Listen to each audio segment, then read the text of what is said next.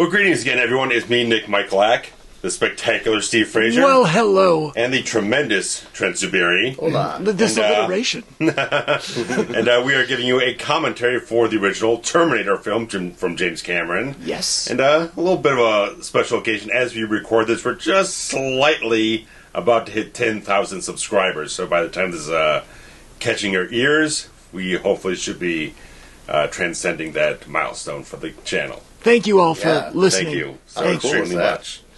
So, guys, if you have your own copy of The Terminator, you can get your timestamp over to 0, get your subtitles turned on, and we'll get going with a countdown to sync up. So, in 3, 2, 1, play. All right, we're taking it back to 1984. Here we go. Hell of a year. Hell of a year. Hell of a year. We're watching the remastered Blu-ray here, so I don't know if there might be a slight difference if you're watching an older version with the intro here, but... You guys ever see like the background photo of the lion's roar? Like, there's a photo of them recording that roar. I've seen it in like one of those history Instagrams. Okay. Where it's like it's a photo of them when they were recording. Oh, yes. Like a behind the scenes photo. Yes. It's so cool. It's so awesome. Orion. When I was a kid, if it was Orion, you knew there was going to be blood. You knew it would be violent in an Orion film. Hemdale. Like, there's a lot of wording here. Yeah, there's a Pacific Western production of it. Right. It's another one of those early '80s where I had to borrow money from 3 different sources. Right. All of these people. We are almost at 2029, folks. Almost here. That'll probably look like Los Angeles soon anyway. I mean, after the pandemic, we can't be far off from this.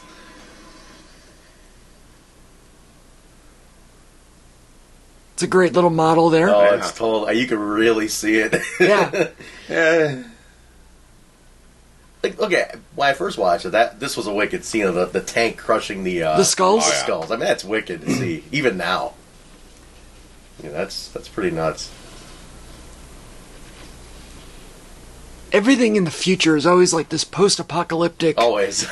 Laser beams. I mean, lasers were huge, man. All back right. in the 80s. The nuke. See, I never really liked movies that started off with a narrative like this printed on the screen. Mm-hmm. I don't know. Not that there's a good way to film this. You'd have to do like a news clip montage type thing. Right. Something. Kind of roll it through. Something. I don't know. Schwarzenegger. Up until this point, Schwarzenegger had been in Conan. That was the biggest hit so far. That was about it, yeah. And he was, bodybuilding Mr. Olympia or whatever. But this was the crossover. This was the correct. breakthrough role. That's correct. Wow. Thank you, James Cameron, and whatever his wife's name was. Gail Ann Hurd. Gail Hurd. That's right. Later, Linda Hamilton, right? Later on, but he was married to Hurd at this point, or about to be married. Yeah, and right about that, and then Catherine Bigelow around 89, I believe. He went through Hurd, Linda Hamilton, and then Catherine Bigelow. Well, Linda Hamilton was like late 90s, oddly. Okay, it was like a 15-year span. Really? Those three. He's had like 4 wives. Yeah, at least 4. He's eccentric. I love him. God, James Cameron is the best. This movie really personifies that 80s kind of that real like that aesthetic, of like almost future, like what we imagine the futuristic graphics and the futuristic world, the neon and everything. Yeah. Almost a little cheesy, but at the same time, like really cool. Like, oh man, if it really was like. Isn't it interesting that now, 30, 40 years later, that we don't make these future movies, and with our current version of what we think the future will be. That is an amazing right. That's an amazing observation. It's all kind of borrowed from like Blade Runner and various other things. You're right. Like there hasn't been Logan's Run or something. There's been no original conceptual idea of what the future will be. That's a brilliant take. Actually, I've never even thought turned about into that. basically the same template. You're right. You guys are absolutely right. That's shit. I never thought of it that way. Kind of there were so many in the 80s. Right. But all the ones in the 80s only got us to like the 2020s. It's like we're here now. Like this is it. Yeah. Now what, 84. Oh yeah. That guy loves his job. The cigar down to the nub, and just Picking whatever. up trash in the middle of the night. Yeah, he's having a fabulous time. I always love that the opening lines of Terminator are, "What the hell, goddamn son of a bitch!" Like that's a great It's a great imagine the script. Yeah. Terminator 2. What the hell, goddamn son of a bitch! And this movie, now James Cameron at this point had literally done one movie prior to this, as far as I know. Veronica was The Spawning, which it was already a Roger Corman production. I guess the original director kind of bailed on him or got fired, and then Cameron just kind of slotted into the thing, and they kept him out of the editing room. So just like, you're just a flunky to just kind of get the thing to the end of production, and we'll take care of everything else. So and then he went from that to this. Yeah. And then this made him famous. Right. What's the bad? I mean, like, how did he sell this concept? Being almost a no-name director at the time. Well, he went around to a lot of studios, but he had a lot of conceptual artwork. He also drew stuff, because a lot of stuff came to him like, he was like, I think he was over in Italy or whatnot shooting that, and he got like a fever dream or some other goddamn thing. It was just like the endoskeleton in this wake of fire and everything like that. So he created a lot of like images to sell the picture, but obviously probably went to like Paramount and Warner Brothers and God knows who else, and just like this little studio called Hemdale and distributed through Orion. I want to say like $6.5 million. I mean, he's flapping in the wind. Yeah, I didn't realize he was completely like they showed this. There was dong in that shot. Yeah, I didn't realize they showed all that. I don't think Michael Biehn gets dong action, but Schwartz does. Yeah. How much does he look like his current son? How much does his son look like him, Joe? The one they found out about. Yes, recently. correct. Yeah, Joe something or other. Yeah. Looks just like him. Yeah. It's crazy. Anyway, I want to say that Gale Hurd had more to do with getting the deal. Yeah, more business. Really? The business end of it. Yeah. And because they were involved, something about he made a deal about they would make it only, but he lobbied to be the director. Oh, okay. And which clearly paid off. It's kind of cool. What's the Gale Hurd connection? Like, who's Gale Hurd to James Cameron? I think they were dating, if not married, at this point. Okay, they were at this point. Yeah, yes. they were hooked up. Yeah. So she was in the business. Yes, she's a producer. Oh, okay. Yeah. I saw her name on there. So I didn't know prior if she was in the business prior, or if she got the "Hey, we're married. I'm going to make you an executive producer" kind of credit. Right. Like, which, by the way, I've mentioned this before, but since you're new here, the premise of the former ex-wife and ex-husband having to work together that happens in The Abyss, the James Cameron classic, is based on his relationship with Gale Hurd. Really? Yeah. Amazing. Apparently, Gale Hurd has been a producer on The Walking Dead for like 10 years now. Since the beginning. Yeah. So no dong action here. I don't know. Beale dong? Do we get Beale dong? No. Bean, not Beale. I'm shocked. They went full on flapping dong with Arnold in that. Well, it's interesting in the second film when Robert Patrick shows up. Cameron always had a problem. Like, you didn't really digitally erase that very well. Oh, Patrick dong we get into? Okay. Yeah, a little bit. There's just a little bit of it on there, and I guess in the 4K they touched that up further. I've never seen Biehn. What else is he in? I don't really. You don't really hear his name a lot. What else has he been in? Well, we just covered him in Aliens, which is another James Cameron classic. Outside of the Cameron lexicon, Tombstone. Right. He was in Tombstone, wasn't Johnny he? Ringo. He was in Jade from William Friedkin with Caruso. Oh, he was in that. Because if you notice something, whenever Michael Biehn has a mustache, he's the bad guy. Oh, okay. In The Abyss, he's a bad guy. He has a mustache. Okay. Tombstone, he's the bad guy. He has a mustache. And in Jade, he also has a mustache, and he's one of the corrupt cops who turns on Caruso. He is definitely part of the troupe, of the James Cameron troupe. He definitely is. I think he admitted that he ended up having some drinking problems, so I kind of didn't get him, keep him on a high That's what happens, man. angle trajectory on the career. You come off a hit, you gotta maintain that, man. Like you're in there, you're in the zone. That sucks. Now, compared to T2, I've seen this very few times. T2 I've seen like 1,000 times. Yeah. But like this one, I've only maybe seen like 4 times. This makes 5. I'm kind of in that same count on one hand boat. Not that I've seen T2 that many more times, but I have seen it more. I guess because it was right age, right time. I think it came out when we were, 10, 11. Yeah, 10, 11 years old, 92, Big cultural right? impact. Yeah. It was just like such a big hit at the time, and it was almost half marketed to kids too, right? With the games and the action figures. So like, even though it was pretty goddamn violent, they still really made sure to market it to us. Mm-hmm. Well, they did that. They ended up having RoboCop television series, same thing. Rambo television series, and action figures. So. Nobody believed. I was telling somebody the other day about how RoboCop was as violent as it was, simultaneously marketed to children when it came out. Because somebody was asking, how did you watch that when you were a kid? I'm like, because there was an action figure to accompany the movie when it came out. That's why.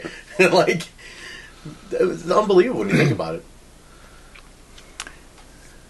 This is actually a good opening sequence, though. The whole opening is pretty good. Like, I really do like it. Hit the ground running stuff. Yeah, I love movies that do that. Some fresh kicks. Look at the fresh J's. Hot Nikes. Got the fresh J's. I don't think they were J's yet. Not yet. About a year later, they were J's. We're hometown folks, so J around here just means Jordan. Yeah. Okay. So... I just watched The Last Dance, by the way. For the first time? Phenomenal. For the first time? First time. Oh, okay. Fantastic. Everybody else watched it live. Trying to catch up. I'm in that hipster mentality. I'm like, I'll watch it when nobody's watching it. God damn you. It was fantastic, by the way. Oh, I'm well aware. I watched it live. God, that was great. So, I will... walking on the rifle. I don't know what the right time is to discuss the idea behind... the time travel, and how, because interestingly enough, the three of us have covered a trilogy of time travel movies previously. Yeah. So it's kind of a thing for us. Time travel makes no sense, and this movie in particular has that circular logic that doesn't really quite connect, and I don't know when to discuss it. But I guess we should wait a little bit. Wait for a lull. And start with the idea that both in the movie. Both of these folks have arrived here from the future, the 2029 era, yes. with Sarah oh, look at them, 1, 2, 3 Sarahs. Okay, got it. Remember when phone books used to be in the phone booth? God, yeah. Or when they used to drop them at your doorstep. Remember that? Yeah, of course. My buddy and I were, because the joke is always the Manhattan phone book being like the biggest one, right? Oh, yeah. And my buddy recently said to me, I would love to get my hands on a copy of the last Manhattan phone book. Oh, man. And I said, you'd have to probably go back like to around 9/11. Like 20 years ago, by the way, as we record this. Jeez, 20 years. Which means that, once again, the folks in this movie are closer to 9/11 than we are, removed from it. Wow. That's mind-boggling. Years. Yeah. That's crazy. What in the world is happening at the time? I love stuff like that. I figured it's a time travel movie, we can talk about time. Christ. It'd be hilarious if Bad to the Bone just started playing right there. What is this outfit? Good Lord. Obviously, he's cobbled it together from... Well, he took it off the punk. The one he didn't stab. Right. Yeah. Oh, there goes the Woody station wagon. They shot this whole scene here without permits. Really? Just like, let's get it done real quick.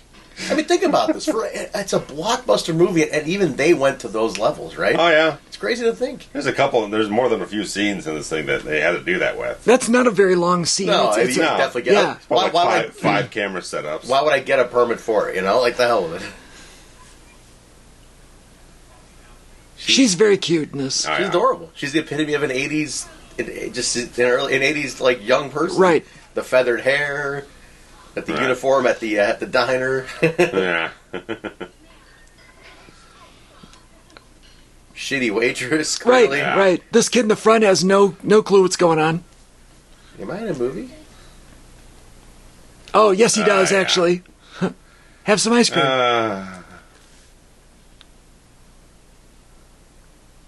There's some more 80s hair. Yeah. I love the feathered hair. Oh, me too. Lots of volume. God damn it, so good. Oh, here we go.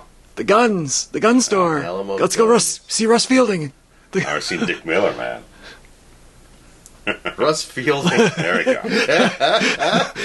It's not, but it's Dick Miller. A couple of months after he was Mr. Futterman in the in Gremlins, right?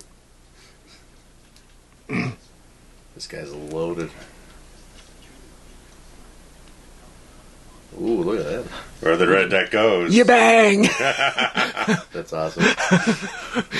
Oh, shout out to the Jason Lives commentary, which is in our archives now. Deputy Cologne. Who's also in Shocker. Yeah. In the archives now. The taxidermy in this scene is wonderful. The goose just hanging there. Oh, yeah. I didn't notice that.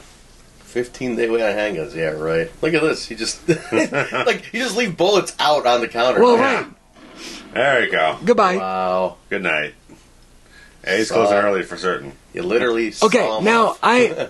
can somebody explain to me in this room what Okay. what does the sawing off do? I know that it's a thing. I know that it's illegal. I know it does something to the gun. I Easier to half carry. imagine it probably just makes like a larger scatter shot, maybe. Easier to carry too. Well, yeah, but I know that it impacts the outcome. Yeah, because and- you don't have the absorption into the wood. From Okay, The kickback. okay, That's the idea. okay, It's so all that- full force. Okay, I wonder if Ziggy is still open. I want to know. Yeah. Does Summer Zuberi know? I'll find out. We'll find out. Because that's a running gag. I'm gonna have to ask her to go around the filming locations of Terminator. Sure, yes. How many Sarah Connors in this one? The same three. Same phone book. Same phone book, Right. all right. It's that Right. month's edition. Right. Right, it's the same fucking finger. Oh, right, same shot, Yeah, maybe. This is a nice. Ertl. Remember This the is- Ertl? I always Ertl found trucks? this kind of a nice foreshadowing because he's got the truck there, and at the end of the film, it's the yeah. same kind of truck. That may be the car right there from the Victory Auto Wreckers commercial in the back. Only if the door falls off. At Years. 710 East Greenville or East Green in Bensonville. Near O'Hare. Near O'Hare, You're right. here. 860-2000. Watch it every day on WGN watching Dukes of Hazzard. My favorite part of that commercial is the guy looking to heaven for answers after Yes, the door falls yes. off. He's like, why me? Why would this happen to me? I'm sure that guy got no royalties for 30 years, man. Now, Sarah No. Connor, Screwed so bad. are we presuming she's living... This is her mother, right? No, this is... Sarah Connor number one. This is the other one. He Yeah, you went does, to the wrong one. two incorrect Sarah That's right, you Connors. went to the wrong one. Systematic. Wait a minute. This is ridiculous. You bang. That's unbelievable. Yeah, Jesus Christ. yep, just open and go. That is a lot of mayonnaise on the back counter. I think it was Oh, she's mayonnaise. smoking right there. Well, yeah. What's going on? Jeez. There. It's so... I mean, yeah, I forgot that he shot her 4 times on Yeah. the ground after the headshot. Now, how... I find it unbelievable that there's only 3 Sarah Connors Sure. In Los Angeles. in Los Angeles. Yeah. Now, Los Angeles is also one of those towns that is super giant.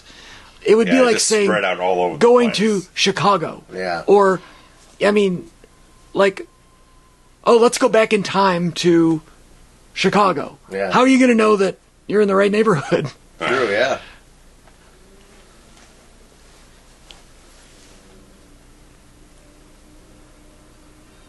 There's a lot of big scenes in this, like Now- like a construction site, like Yeah, Somebody help me with my math here. sure. What's the time difference between 1984 and 2029? It would be 45? 80, 45. Right, That sounds 45. right. That's a long That sounds time. right. Okay, so Yeah. 45 years prior, which means that Michael Bihn's character would not be born until what, 1990-ish, yeah. give or take, early 90, around the time of T2. Well, he even says later on that he grew up after the Judgment Day. So he's... Oh, okay, 97, okay. He's, right? He's supposed to be younger than Biehn actually is. Okay, He's supposed okay. to be around like 20 In or his, so. okay, so he was born around 9/11 time. Maybe, I don't know. Don't they put Judgment Day as 97 in the... 1997. Okay, 97, yeah. okay, So, maybe so, about 25, thereabout, he's supposed to be. okay. Maybe a little here and there. So he's born after 1997 in the timeline. in the Right, timeline. that's what he says later on. Okay.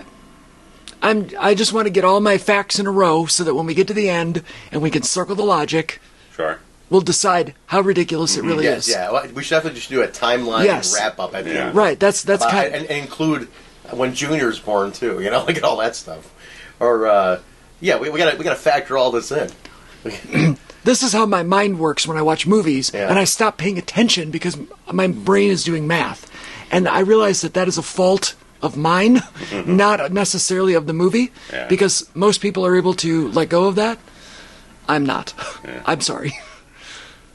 This is why I can't write a movie, because I can't just go, well, it's fine. Did they show what year he's envisioning here? This has to be around 2029, I guess. I would guess right that around, I would guess all these feature scenes. Maybe 28. Maybe he's fighting for about a year. Interestingly, all the cars in 2029 look like 1984 cars. That's true. So, isn't that interesting? For Caprice Classic. Right. That's all we got left around here. Can you imagine if all the cars today looked like they did 45 years ago as we sit here, which would have been, what, 1977? I mean, I'm okay with it. Although I drive a hybrid, so that's certainly out the window. I don't even think golf carts were battery operated back in 77. No.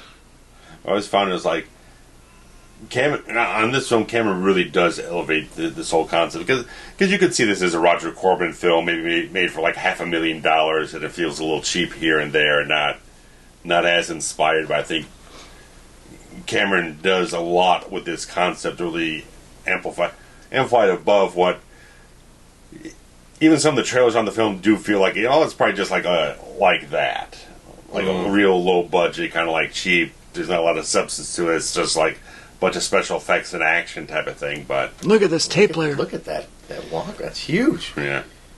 That blow dryer is very hotel room blow dryer. Very much so. Yeah. Tiny. Look, I love the Jetsons. Love the Jetsons. Great shirt. It's a Jetsons Flintstones hybrid shirt. Yes. So when I was a kid, that movie, right? There was the Jetsons Meet the Flintstones. Right. It's so great. She's got a T-shirt of that. That's amazing. I remember when that came out, or that was out before we were kids, but when that aired as kids, it blew my mind when that happened. Those are actually just the Jetsons, though. But as the Flintstones, aren't they? Like George. Yeah, I guess so. Yeah. And they're in that kind of Flintstone mobile. Yeah. Look at this dirty bastard. Yeah, he's making love to the wrong woman on the phone, which is tremendous. A lot of houseplants in both locations. Even he has a house. They probably shot in the same room. I was going to say they're in the same fucking room. They probably did.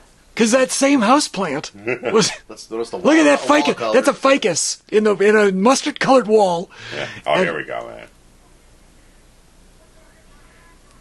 Yeah, Paul Winfield. That's straight out of Rambo right there, or First Blood. Actor.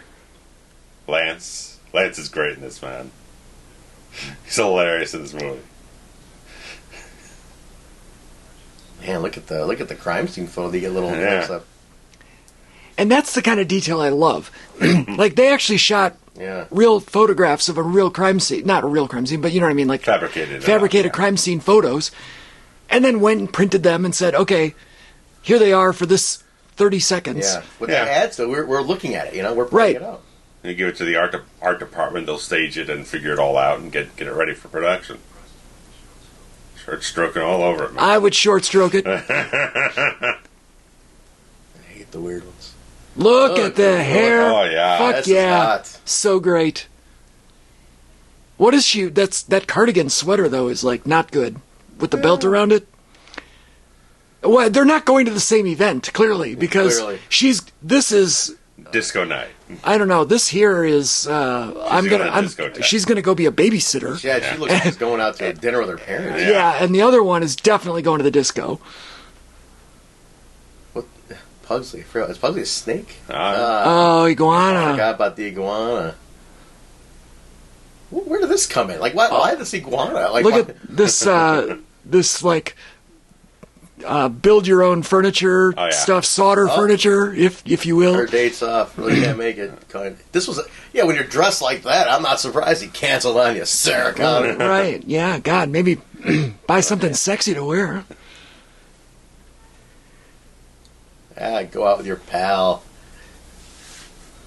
She's gonna hang with the iguana. I'll break his kneecaps is a good line. I feel like this iguana was somebody's pet that they worked into the movie. I don't know. I never heard any stories about it. Like, it was like James Cameron's like, get him a cameo in the movie.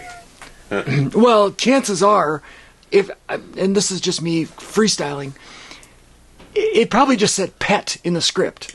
And dogs and cats might be highly regulated. Yes. And reptiles are not. Good point. And there's like reptile people in the movie business that are like, oh, here, just take whatever. Yeah. You know what I mean? So Might be cheaper. it might be cheaper to just grab an Less in iguana than, to find a dog. Yeah. Right.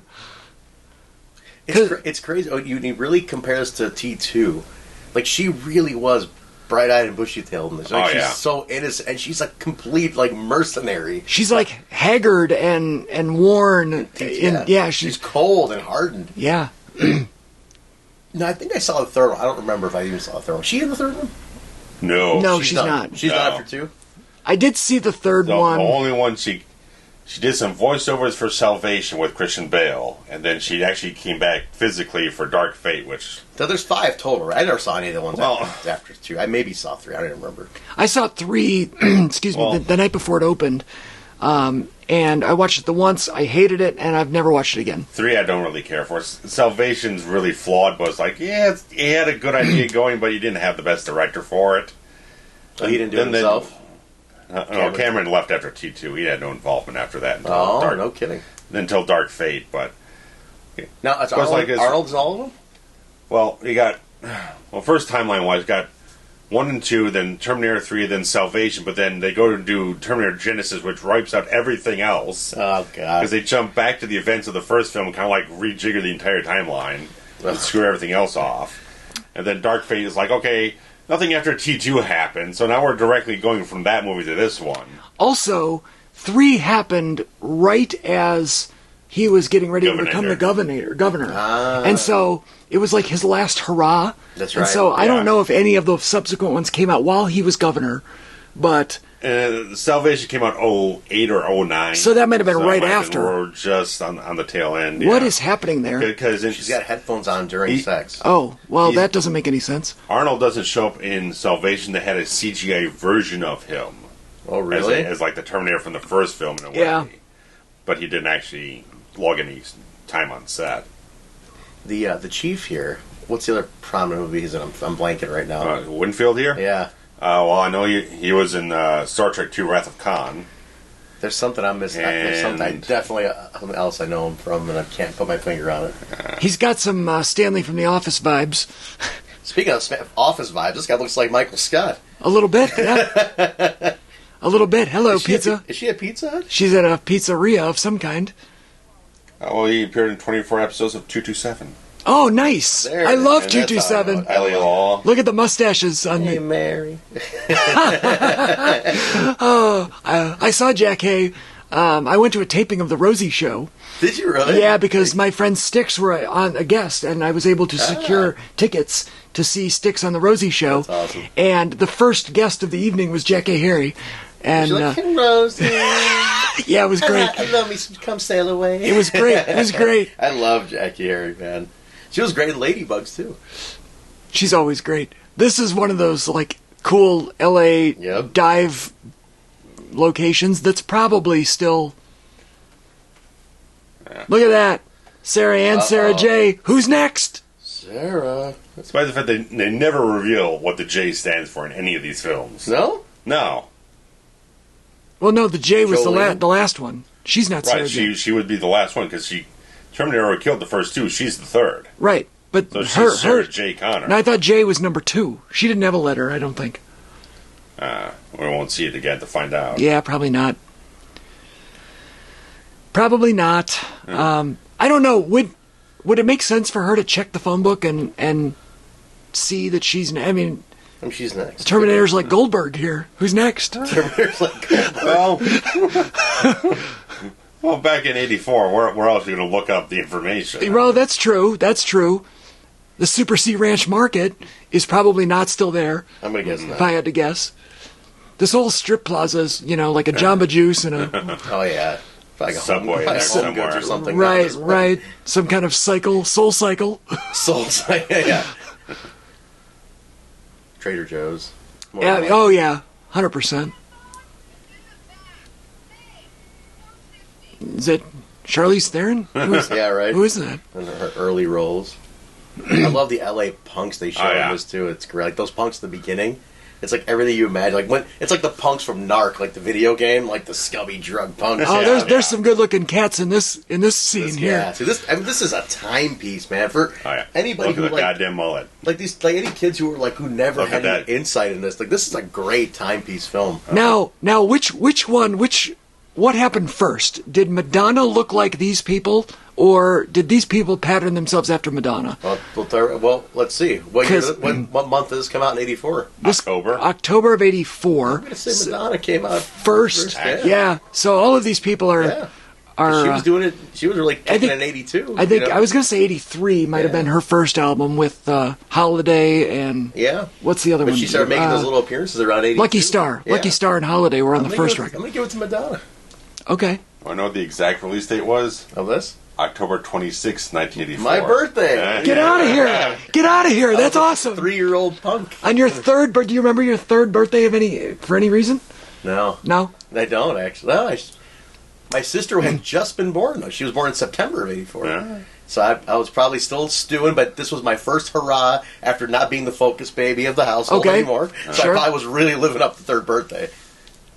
Actually, I might have a photo of the third birthday. I'm going to have to look at this. All right, look into this and post it on social so we can all look at. There is a picture of me celebrating with a clown on my birthday. I don't know if it's third or what birthday it is, but it'd be amazing if it's the 26th.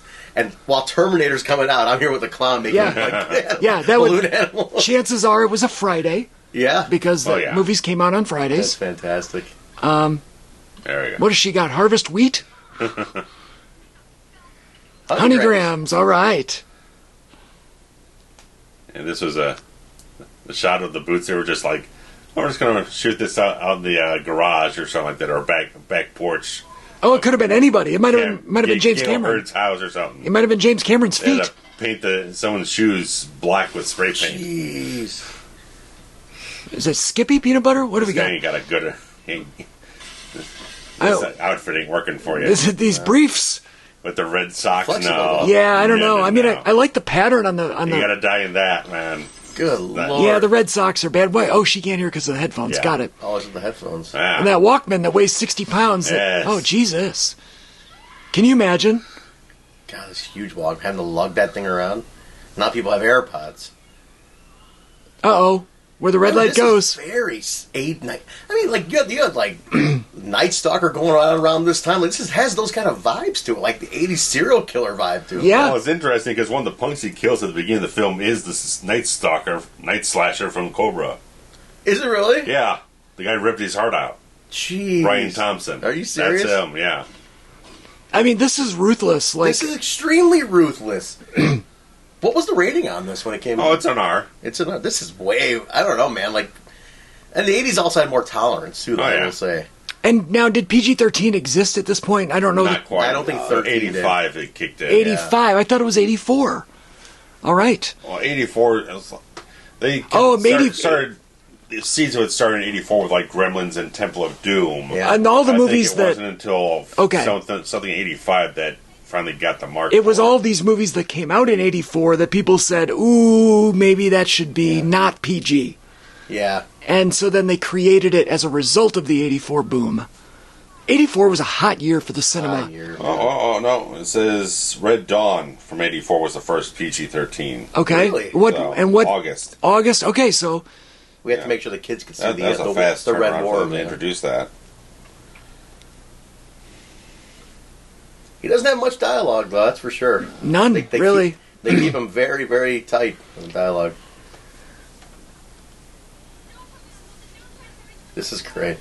You know, I gotta say, script-wise, like dialogue-wise, it is pretty simple. It's sharp. Sharp, but it's right to the point. Like, you can follow this story easily. Take aside the timeline aspect. The time travel part's the trickiest thing of this movie. Sure. But from straight dialogue, it is a very simple dialogue. I mean, he came, he found Sarah Connor #1. Yeah. Now, I will say the Michael Biehn character of the Protector, so to speak, has not been as well established. Well, they're keeping him as a mysterious element. Is he a threat, or what is he altogether? And you know what? even further on, like you don't get too much explanation. I never feel like I got to know him much, Michael. Yeah. Like not fully. Even in T2, that was a perfect time for them to give more background on him, like in flashback background and stuff. They didn't really talk about anything. Very little was discussed about him. Great soundtrack going on here. Canada Dry. She's staying sober. She's got to have her wits about her. And how did he know that she was here? I don't remember. Soda, yeah. Paul Winfield died, huh? Yeah, he did, but I don't know, 04 or something. He did die in 04. Wow, 60, but he wasn't not too old either. Heart attack, that sucks. I'm trying to remember what else I saw him in that was very, very prominent for me, like a real famous flick that I love. I've got to look here. I forgot that he's there. Okay, he's like pretty much attached to that. Which I get. Okay, maybe she thinks that he's threatening, and this is the scene where it's revealed that he's the good guy. The good guy, right? He's the face. I just feel like when you brought them both, you made them both appear from the future at the same time. The skinny tie on that guy is ridiculous, and then you've given all of the attention to one of them, but not the other. And I get it. Well, the other one hasn't been going on murdering either. Well, yeah, but he hasn't been doing anything. Anything, right? So, you really don't know anything at this right, point. and that's... Which I get it. This is a wicked... I mean, this looks insane. Like, even from today's standards. Like, like a nightclub show? Like, we've seen crap like this go on in our lifetime. You can't even say nightclub shooting right now and not get red flagged by the FBI. That's insane. If the FBI is listening to this, we're sorry. We don't mean anything bad by it. We are watching the Terminator. Blame Cameron. Let's not forget. At least we forget he's a cyborg. Right. Well, even then, at this point, they haven't even revealed that much. Well, no, but this scene kind of gives it away that he's not entirely upright. What he appears. Nuts. Just the random the whiplash of bullets everywhere. Jesus Christ. And he doesn't care. I mean, he has no emotional attachment to anything or any. He has a mission. He's a computer. Yeah.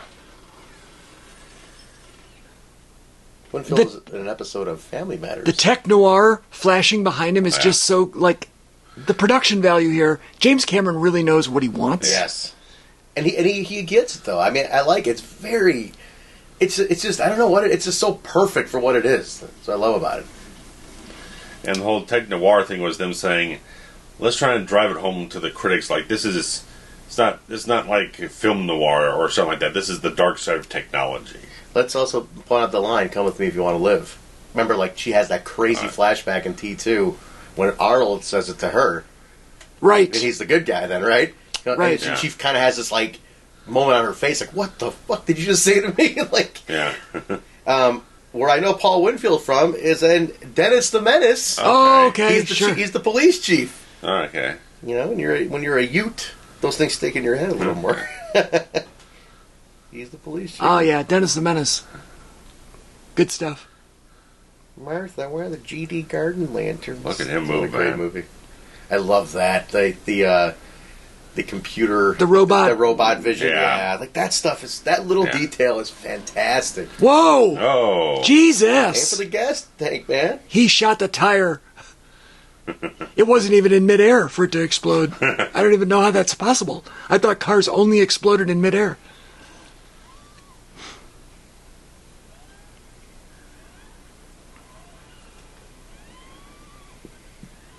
She's like, you're probably wondering how I got here.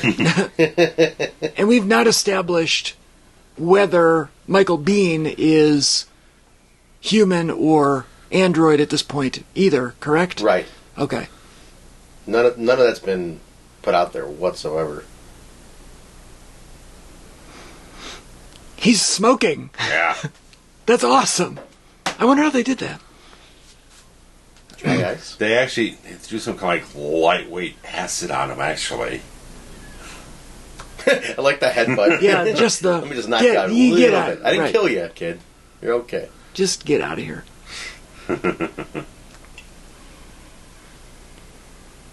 I love the smoking one tire. Yeah. God, LA looked like such a cesspool. I know, it was so gross. Like, they really showed the coast having these, like, dreadful areas. It's like, so dark and dreary. just so disgusting. Like, it was so cliche in the 80s to show, like, New York and LA just looking like these complete, like, just shit towns. Yeah. But for the most part, Chicago was always presented pretty decently in a lot of 1980s movies. Kind of classic, Yeah. classy. Yeah. Always was this, like, classier city. There's like a historic value to Chicago and New York, but Chicago almost always has a nostalgic, historical value. Yes. New York, they pick and choose. You're right. New York, depending on what the scene was and the movie was. LA, I feel like in the 80s, they always showed LA just to be a complete dive. Right. LA was awful. Like, just scum city. Now, smog and freaking drugs and prostitutes every goddamn But on the flip side of that, TV shows in that originated from LA in the 80s were always shown to be beaches and fun and glamorous and rich. And rich, yeah. Yes, LA was rich. It was always in the... Now let's think about this real quick. Yeah. The highest grossing movie that came out this same year was a movie we've covered in the archives, Beverly Hills Cop, which let's think about the aesthetic of LA. Oh my God, what perfect comparison here. So now you're getting the story here. You're setting them up. Yeah. I love, if you really break down the Sarah Connor, that she's so innocent, in a sense, in part one. Like, she is so... Well, she goes through an arc in the film. As we go along, she'll mature and she'll harden up. Right, she is the main character. But when you see T2, and she's a completely cold character. No emotion. I mean, that's brilliant character development. Mm-hmm. You know, how this turned her into... She was this beautiful, positive person. This turned her into just a completely terrible individual. You know, like... It's nuts. But she was a product of her environment. That was the problem.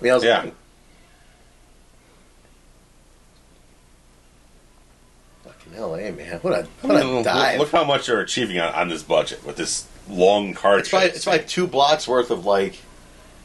2 blocks worth of like set. They're just like really milking it. You know? Go through the alley, turn right, go back to the alley, turn right. Just make a bunch of right turns. Yep. But Come back the other way, shoot it from the other direction. But brilliantly done. You know, honestly, they made it look like they're going all over the place. Classic 80s movie. Parking garage. Or breaking through the arm, you know? Yeah. Screw this shit. Big one.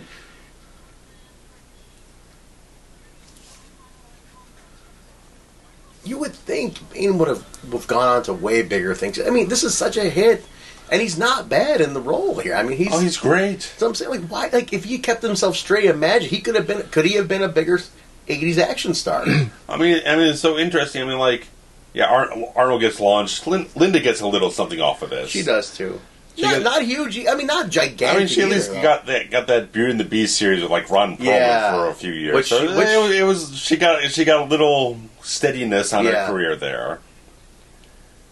Being as good as he was, I think everything else kind of overshadowed him for everyone else in a way. Well, here's your timeline. So she's saying that robots such as that with sweat glands and blood cannot exist. Right. He's like, not for 40 years. 40 years. Yeah. There you go. I mean, just look at how Biehn is just like he's... Intense? He's intense, he's kind of afraid, he's got this electricity. You know what's interesting? When I look at him, I always put him in the same kind of generational actor class as Bill Paxton. Oh, yeah, clearly he was one of the punks earlier, too. And Bill Paxton was? Yeah. That was him? Which one was he? The one with the tracks on his face. Get the hell out of here. That was Bill Paxton? With the mohawk. And so... He died, too, didn't he? He did. Yeah, he did. Which is a random early death, too. Yeah. Crazy. So, when I picture Bill Paxton in this role, all I hear is whiny. It would be awful. Right. It'd be awful. Yeah. But they're in that same... Yeah. That same era. Yeah, they're about the same age. They probably competed for 1 million jobs against each other. Like, hey, Bill, how you doing? Hey, good, Mike. You again? Yeah. Oh, you again. Yeah. Did you get that Pepto-Bismol commercial last week? Especially in the Cameron, right, troupe. Yeah. I can't. He certainly has a look, doesn't he? Yeah. Yeah. I can't The burned off eyebrows. Hell. Yeah. I can't imagine Paxton anything but Coconut Pete in that movie Club Dread. If anyone's ever seen that, that's a classic. Yeah, the bird. I forgot that they broke his eyebrows off. Cinched his eye. And they stay off the rest of the movie, don't they? Oh, yeah. I forgot that they really went to that detail. Burned kind of his hair off a little bit. It's kind of cropped off now, so when it went through the fire. Now, a scene like this, I imagine a lot of these cars are probably just parked overnight in this parking lot. I feel like we could intercut this from like the opening scene of Highlander. Maybe. Conor McLeod, Christophe Lambert, he's in the parking garage doing the sword battle and everything. All these kind of 80s films kind of tune into like that same sort of gritty, sort of noirish type of feel in a certain way. My guess is that they commissioned the parking garage for the shoot. Yeah. It's like whoever's parked overnight. No, the crew. All the crew park in here. Good idea. We'll shoot this scene. We'll shoot the car chase. Yeah. And anybody that works on this movie, just park in this garage. Yep. And Yeah, most likely. If you need for a stunt or anything that's going to be close to explosion, we'll move it. get it from some kind of motor pool or something Right. like that if it has to be part of the shop. Right. You're getting your background here. He's telling her what happened. Right. Now, considering this too, T1 and 2 are freaking 8 years apart, right? 91 or 92? 92 for T2, right? No, 91. 91. 7 years. It's still a pretty decent gap. It's 7 years. And think about the difference in the way, like, the world looked in 84 versus how it looked Absolutely. in Oh, 91. yeah. Much, much different. I mean, considering nowadays how like the Fast and Furious sequels come out a year at a time. Yeah. You know what I mean? Like, it's mind-boggling to think like this took 7 years for them to muster up a sequel. Oh, I mean, obviously, there's a lot of things in between. I mean, Arnold's getting a lot of offers on stuff. I mean, yeah, he's doing huge. Commando and Predator and Running Man and Total Recall and All of it. Cameron doesn't chug things out fast, but he's very dedicated to a project once he gets onto it. So, well, he's one of those that he takes his time, but when he does, it's a hit. You know, he always makes big movies. Yeah. I don't think you can do that anymore. No. The car hot wiring, man. That's too many another circuit boards, classic and thing. Stuff going on. Yeah, computer. So you're getting a lot of your background here. She's asking, "Did you see the war? What happened?" I mean, it's been said so many times, but Cameron does so many great things. Like, okay, they're in this car chase. There's a lot of action, a lot of tension, but he's still expelling exposition about the entire setup of the entire film. Then they get into this lull, but there's still suspense here, and he's still telling the story. So you're using every minute economically to do more than just one thing at a time. He's brilliant. It's almost got a Holocaust feel to it in a sense, right? With this, right? Yeah, a tattoo, a timestamp, or talking whatever. about camps and I mean, that's I mean, it's got a very Holocausty feel. Yeah. Is Cameron Jewish? I don't think so. I don't believe so. If you took from anything, you know. No. Well, people are still playing on the World War II sympathies. Right, we're still getting that. It's been 80 years. I was going to say, we're not quite to 100 yet, but I can't believe that. Like, in our lifetime, we're going to see the 100-year anniversary of World War II. Yeah.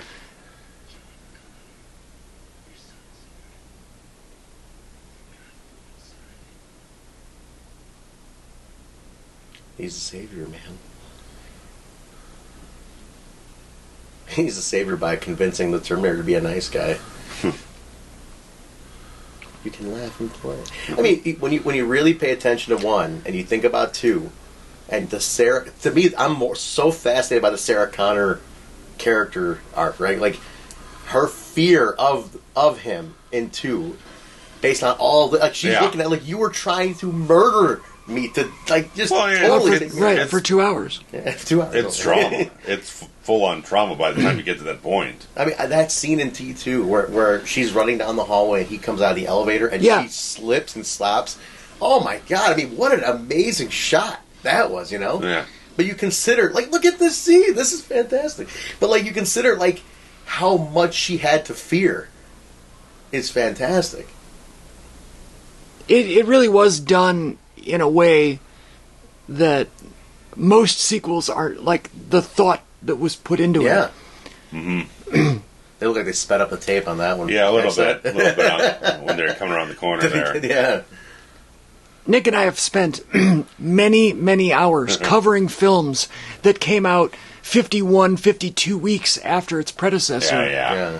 And, you know, Slapdash nonsense. like they had a release date before they had an idea. Oh. Yeah. So, you know, I would much rather have to wait multiple years Absolutely. To get it that's good. for a story. Sure. Because really, movies are about telling me a story. Right. What? You know what? Come to think of this, too. In T2, is it present day? I'm trying to remember. Or is it 97? What year are they showing that? T2 takes place 10 years after this, so it takes place a couple years In after 94. the point where it was actually theatrically released. So how old is John Connor supposed to be, though? 10. He's 10? He's 10. I mean, he Well, definitely does not look no, 10. he's- Eddie doesn't look 10. No, he's in high closer to school. 12 or 13. Is it? I thought they were showing 97 in T2. No? Well, there's a lot. If you go by different sequels, they muck it up so bad. I mean, it's really mucked Well, up. He's they definitely don't not pay a attention to 10-year-old. their own films In to this- figure out what the timeline is. In this timeline, currently, the Judgment Day is in 97. Yeah. Yes. But the events of T2 take place 10 years after this one in an attempt to prevent, again... Judgment Day from happening. Right. Definitely doesn't look 10. No. Why was she No. calling him Reese again? I forgot. I mean, Carice. That's his last name. yeah, that's right. I never remember his actual character name. I had that problem the last commentary. All the time. God I damn never it. remember, I'm so bad. I don't remember his name. I can't do names. I can tell you dates. I can tell you everything. Hey, you that guy? Right, yeah. Oh, Steve. Hey, what's brother. going on? Hey, brother. Hey, bud. It's like Canadians. They call everybody Bud. Yeah. How you doing, Bud? What's this guy's name again? Try to drink some of this. It's like Is that hard? shot of whiskey. You're gonna need this. That guy up on the right, The doctor. yeah, he's been in a Oh, bunch of stuff too. He's the doctor in part 2. Yeah. Yeah, And he comes back in 3 for a minute. Son of a bitch! I forgot he's in this. that's consistency. Wow. I forget his name too. Dr. His actual... Dr. Silverman. No, the actor's Earl name. Bone. Earl Bone. That does not ring true to me, so okay, never mind. But I know he's been in a bunch of stuff. He's been in a ton of stuff. Always playing some kind of almost like I'm better than I'm too good for you kind of prick Yeah. character too. I do like, let's go back to the story aspect here and Yeah. the tight pacing, Yeah. that it makes sense. She's now in police custody, so she's safe, right? And the police obviously are not going to believe this story Right. of time travel and Right, futuristic whatevers. So, That's why they brought in the psychiatrist, Right. psychologist. Right, so, Yeah, I mean- this guy's probably wacko. if we're sitting down and we're writing this story, and one of the things that I've always been fascinated by, which I learned from the creators of South Park, is that you don't necessarily want to say, this happened, and then that happened, and then that happened. What you want to do is you want to say that this happened, and because of that, this next thing happened, and because of that, this next thing happened. Yes. So, because they think that she's crazy, they bring in a psychologist. Yeah. Because even with a psychologist, nobody would believe that he's a robot. They need the robot to go to the police station and kill. reasoning, yeah. And you know what I mean? Right, yeah. And that is Look at this. look. That's brilliant. Oh my God, it's Stan awesome. Winston, man. Look at This this is thing. Fantastic. Now you know literally the inner workings of. This Yes. is phenomenal. Like again, think of the time frame. It's fantastic. Like people take this kind of shit for granted these days with all the CGI. Oh, yeah. There's no CGI there. No. So I guess instead of it being, a spot show Yeah. where, okay, this is the effect that we're trying to get, and this scene we have this scene in our mind. How do we get there? Whatever. Like, What he said? He referenced John Connor. What did he give him the name John? yes, Okay. yeah, Yeah. they all know his backstory at this point. Because I'm missing some. How did they have his backstory? Well, there's Well, been he's expositing it to them. right. Yeah, they haven't. They're interrogating it. They haven't bothered to let us watch him tell Right, the story. right. They've jumped ahead a little bit. They jumped and gave. I missed. Right. They must have given the name. They've been interrogating him. Got it. So he's just trying to understand, Yeah. because also she relayed the story to them. So if we're sitting down logically and we're saying what's the next step? How do we get the police then to buy in? Right. I mean, it's brilliant screenwriting, and this is James Cameron like to a T, and I love him.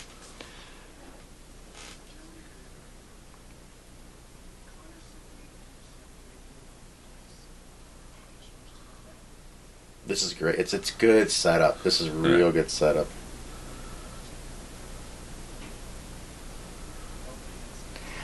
This could be important for later on. Yeah. All the sequels kind of fudge that line around. Nobody else can come through. Yeah, we blew the place up. Like, well, you weren't there when they actually blew it up, so who knows what the fuck else happened. So they squeezed a lot through that little hole. Well, even in the sequel, somebody else comes through. Oh yeah, that's what I'm saying. Oh yeah. This is oh great. yeah. Oh There good we lord. go. Oh no. Oh right no. up on the eye. Yeah. Right where you like it. No. Yeah, right there. A little blood drops to indicate the half man part of him. Ooh. No. Yeah. Yeah.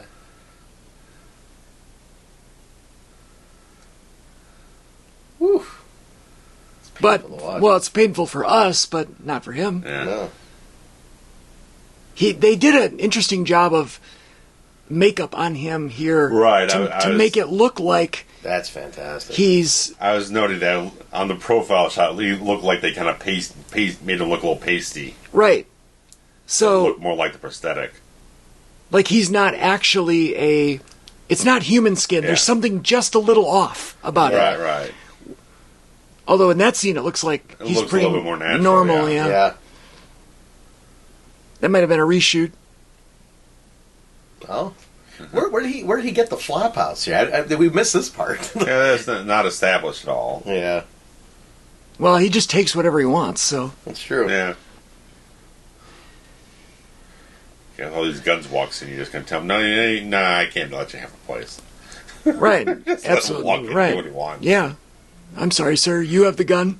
Take whichever room you like. Absolutely. Oh, it's occupied. That's fine. Take that one. Then. Oh, I don't care. Ray guns.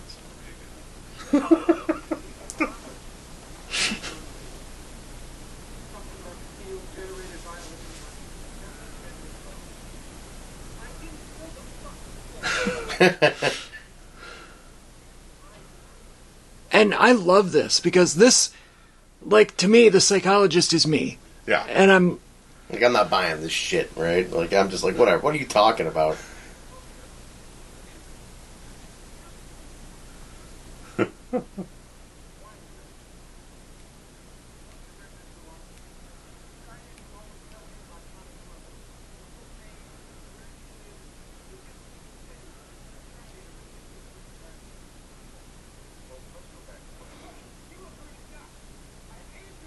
he's very, very convincing. He Oh, did yeah. a great job in the movie. I mean, I'm telling you, it's tragic if he was his own worst enemy and he cost himself more out of this. Because he's not even playing he's not doing anything in any of the rest of the franchise. Because there's some flashbacks in the rest of the franchise, aren't there? In two, that he does have a flashback that was cut from the theatrical version. It's in the special edition, Right. though. Other than that, one of the times they brought Reed's character back was like after 2000 something or another. So they had to recast it with a different actor because it was a younger version.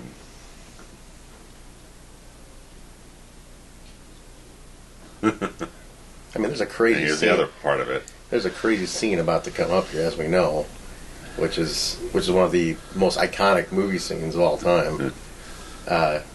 It's a shame that Dr.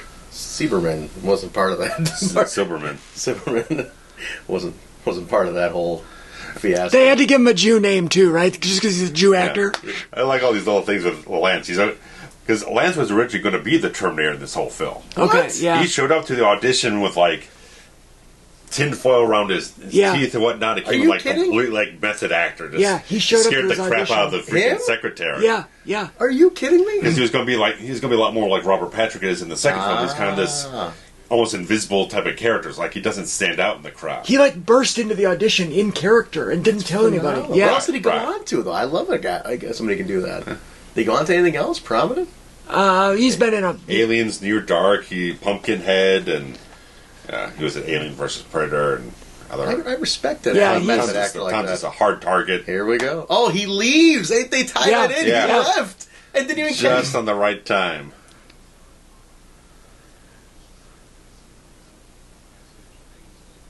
That's a mustache right there. Yes.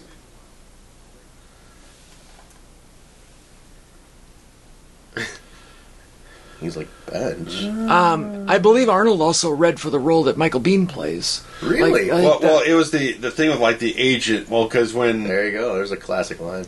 when Cameron learned that Arnold was interested in the script, he thought Arnold wanted to be the Kyle Reese character, but Arnold wanted to be the Terminator, and so they had this weird sort of like kind of standoffish sort of lunch they had together where Cameron wanted to turn him down in a certain way, but he still wanted to be professional about the thing, and Arnold was going to want to present it to him, but he thought everyone else wanted him for the Reese character. They were completely on the wrong page, but they finally figured it out and figured out exactly what they were completely in sync on the idea. This is an insane scene, by the way. Like, this scene is like bonkers.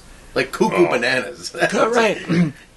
Like, this is ridiculous. Like, even today's standards, it's absolutely ridiculous. I mean, it's an interesting thing. I mean, there's even a line of dialogue, one of the background line of dialogue, they say, is it a terrorist? Okay, I like it. So that's an interesting, just an interesting line of dialogue. I guess in a way it is, right? Yeah, exactly. Absolutely. What was the total cop count? They say it in part 2. Oh yeah, there's a whole like a dozen. Jesus. Yeah, just right off the back.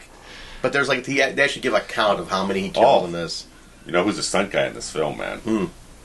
Oh really? Is it our old friend? Is it our old friend Tony Caesar? Tony Caesar's on this sucker, man. Tony Caesar, to catch Trent up and anybody that might be new to the channel, Tony Caesar was most famous for, if you recall in the original Nightmare on Elm Street movie, at the end, at the climax, where Nancy burns Freddy, and he goes up the stairs in the basement and then falls down the stairs and then gets up and goes back again. That's Tony Caesar? Tony Caesar is a stuntman. Tony Caesar won an award for like the longest burn ever, or whatever, at the time. And interesting fact. Tony Caesar went on to work with Wes Craven on every single Wes Craven production ever. In some capacity as far as stunts go. It's an impressive burn. And so it has become a running... Actually met him. I did meet him. Yes, I did. At a horror convention? At a convention. And he's wonderful. And it's become kind of a running gag that anytime there's a burn stunt in any movie, we question whether it's him, because he was like one of the grandfathers, not necessarily the first, set the tone, one of the grandfathers of burn stunts. And good burn stunts anyway. And don't ask Kate Hodder. And then oh man. So now he's become kind of a RavensFilm YouTube legend.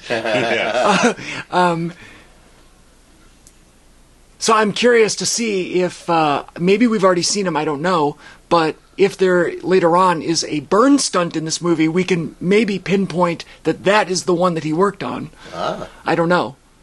This would have been around the same time as Nightmare on Elm Street came out a month after this. Yeah. Not even. Three, 4 weeks. 2 weeks. Yeah. So I don't know which they filmed first.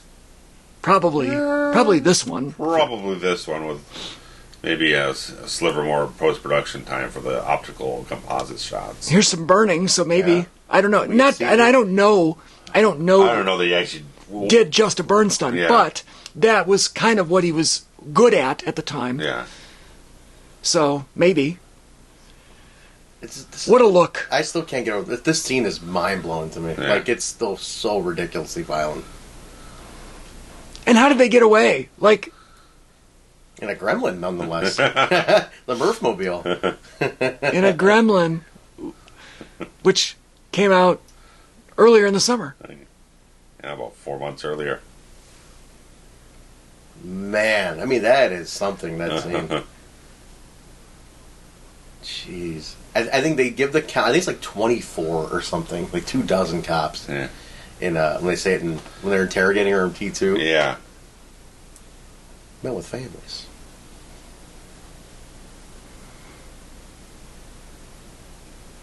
Now, did any other cop make it out? I don't think so. All the cops died, I except for believe the so. psychiatrist, obviously. He took the whole place out. That was Yeah. it.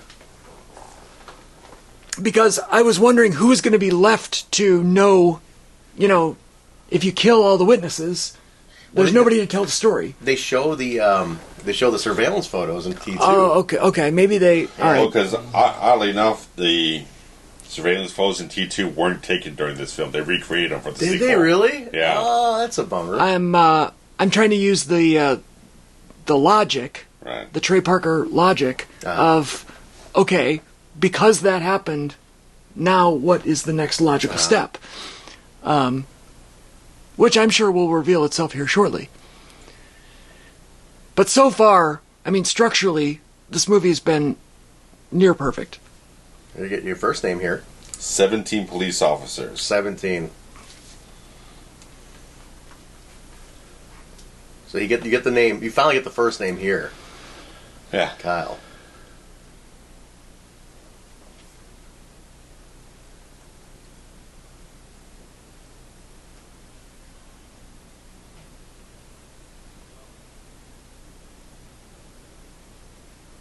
What was she in before this? What did she do?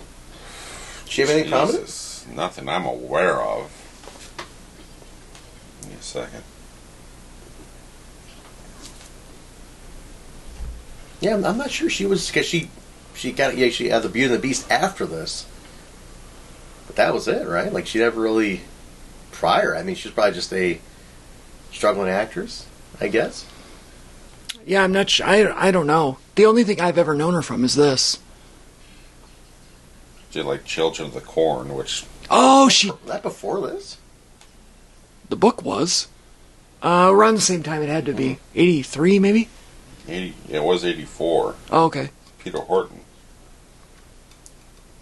March. Children of the Corn is one of those movies that I want to like so bad. And every time, I don't know, 7, 8 years, I go, well, let me try again. And I watch it and I go, God, this is so good, so good, so good. And then the end comes and you're like, it just falls apart. And they are going to remake it, I believe. Are they really? I believe so. I think there was a that franchise is kind of fucked up. In Yeah, a way. yeah.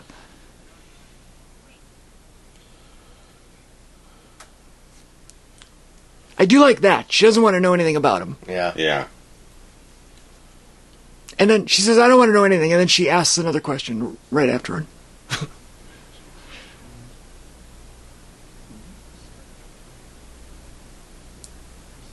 This is great. Like I just love especially if you know T2, right? Like this is great. Now we know it. I can't imagine having to wait 7 years for more story though. You know, I'm thinking this was it. You know, like But it's okay in a vacuum. It's fine. Because it was. I mean, I guess it was it meant to ever have a sequel, or did they just do it? Probably not. Probably not, right? Especially if it's not. So they probably. I mean, you were just setting it up and letting it finish itself out here in '84. You know, I mean, it's the thing at the time. It's like a lot of films weren't made with a sequel intended for them. Right. That was a much.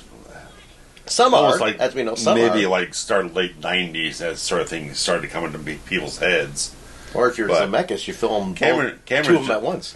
Cameron's just glad to get the goddamn film made. Yeah, exactly. A lot of these. Meanwhile, he's got Aliens kind of half written already as the Yeah. time he goes into filming this. So A lot of these franchises have a very similar story arc where the writer, director, creator of the original really wanted nothing to do with a sequel. Yeah, And then goes on to be this ridiculous, especially in horror. But which is notorious for sequels. Right, it was kind of the original sequel machine. Yeah. You know, a lot of dramas and whatever didn't have a lot, you know, there weren't a lot that had sequels. They tried, you know, like Saturday Night Fever had a sequel. Staying Alive. Right, which Grease had a sequel. Yeah, you know? which I mean, about. But, you know, most famously, Godfather 2 won Best Picture. So right. know. Friday the 13th is like, that was it. Yeah. Churn this out about every 10 to 12 months. Right. We'll get some cash. We'll make another one. It's pretty much what it was. Let it pay for itself, you know. It's a great business model when you don't have to be the consumer. Well, think about it this way too. Now you take all those sequels, you package them up, and now that franchise is such a selling point as a thing. Like now it's correct. Like the concept of Friday the 13th is like this thing. It doesn't matter if it's 1, 2, 3, 10. People just love the package deal. I will point right now to the box set that sits on the shelf right over there for the Friday the 13th collector's edition. I mean, people just love like, the merchandise of just Friday the 13th. Doesn't matter what part it is, you can just throw anyone on and watch it. Like, it eventually gets to that point. We got to flash forward here. Well, this is slightly odd because, like, okay, it's Sarah's been sitting there listening to Kyle tell the story of where the time he comes from. So, no, this is her dream about his future. So it's a little odd in a certain way. So they're not seeing like an actual event. It's just kind of like a conglomeration of her her interpretation from what he's told her. Well, we don't have budget to film her interpretation. We have to get the milk it from the same the same filming as the war scene at the beginning. Right. We've now had 3 of these that we clearly all shot in one day. Yeah. So now we got to just make this like, hey, she's pretty spot on with how she interpreted it. Yeah. I mean, he's told her about like the glory hole here? I was going to say. I threw him off his track. We're almost at 10,000, boys. How you celebrate? Oh, yeah. You got to walk a while for the next 10,000. Glory holes. God's sakes. I thought Terminator and glory holes we mentioned in the same... But, like, okay, at least Kyle's already told her about, like, we had a high underground. We can move around at night, but not during the day. The whole thing about like the first Terminators were kind of these rubber skin things. You found those easily, but we kind of needed dogs to kind of sniff out the new ones with the human skin and everything like that. So that's awesome. Yeah, that's a nice. That television was played by Tony Caesar.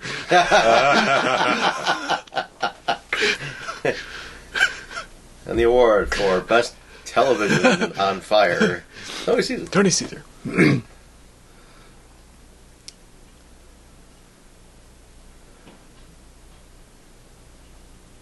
And they all wear the headsets. Yeah.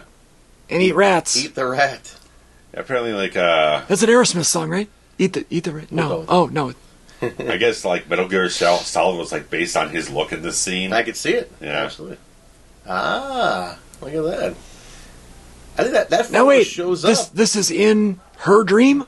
That's kind of the contentious thing. It's like, okay, she's dreaming this, and we see a photograph that ends up coming around to the end of it. So it's a little, almost like we're kind of like enjoying their 2 dreams in a certain way. It's a little... All right, now we're doing Dream Warriors.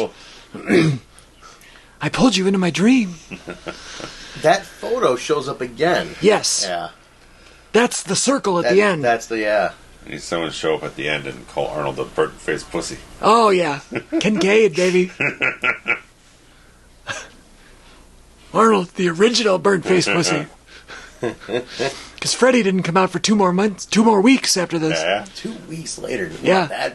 Just right there. Yeah. What a year for film. Oh, man. God. 84 is just an amazing It year. is. It's on the Mount Rushmore, I think, Jeez, of man. film years.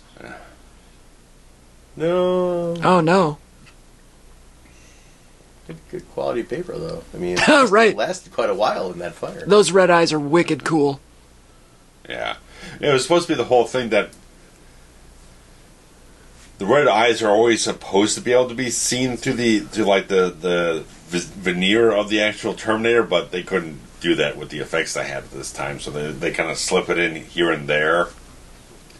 on the post for T2, you can actually see it through the sunglasses Arnold has on there. So it wasn't an idea he wanted to have it implemented. So that's why he kind of uses the sunglasses more prevalently in the second film. But it didn't have the ability to do it. Still got those fresh kicks on though. The Nikes are still looking pretty decent. Yeah. Someone burning the fucking woods down here. Yeah, what is that? Oh, it's just fog, I guess. It's Antonio Bay. Fog machine. He's got his little reading material. Yeah, that's his little black book. He goes, This is Diane. where all the glory holes are. Look at this. That one's a little rough. Yeah, that's bad. Nice with the fly there, though. Look at this guy. Well, I don't know. Fucking Robin Williams. God damn it. George the Animal Steel. God, what a hairy bastard. And this, I mean, the faraway shots were not as make-upped. Yeah. Fucking Oscar. Oh, he's like, yeah, I had that coming. Look at this scumbag. Oh. I like the fly in the forehead. It's a nice touch. Big bear mouth. Look at this. I killed a janitor This dude coming up here. Yeah, take the janitor out too. God damn! It's like, yeah, baby. The Tiki I Motel. got paid $20 for that line. Oh, a scale had to be more than $20. Oh, no. Maybe not 84. Oh man, the arcade in the background. I think I saw pole position back there. There's some Coke for you. Yeah, I like it. Have a Coke and a smile. The truck from Chainsaw 2 there on the bridge. The lovely Tiki Motel. Look at these wood panels. Look at that art. You and your partner just need to get away for a weekend. You got it. Have a little love and romance in your life. Romance. See you at the Tiki Motel in Big Bear, California.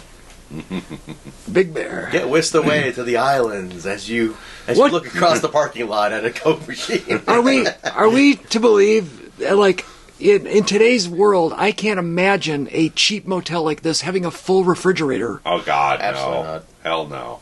Like, what? And a stove. Like, this is a, like, extended stay America or, something sweets. Something sweets. I don't know, is it Blank sweets. blank sweets?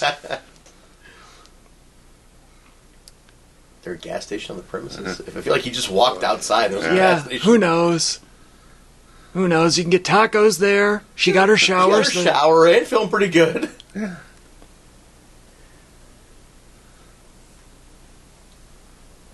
Feeling good, nice and clean. Look at Kyle's shower too. Though. Oh man. Uh-oh. Mom. There we go. The voice changed. Yep.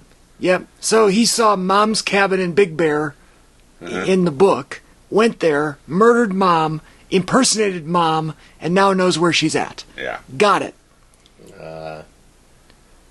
Just kind of like the whole, aftermath Yeah, staging. yeah. Has a certain creepiness It's about very it. creepy. Right, like what we don't know what Yeah. happened, but whatever happened was fucking bad. Yeah.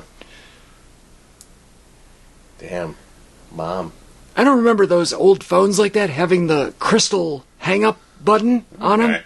It was a weird mothballs. Hello. Mothballs. Caro. Vinegar. Caro syrup? What are we Why? doing here? What are we making Thanksgiving dinner and preserving some clothing? What's going on here? She's just as confused as we are. Yeah. What's for dinner exactly? That's what I'm wondering. Plastique. Is that a stick of dynamite? It's next to the Or a road flare? It's got to be a road flare. Stick of dynamite next to the Reynolds wrap in the Right, grocery store. Yeah, you can't get dynamite on retail. Him on the motorcycle is very iconic here. Yeah.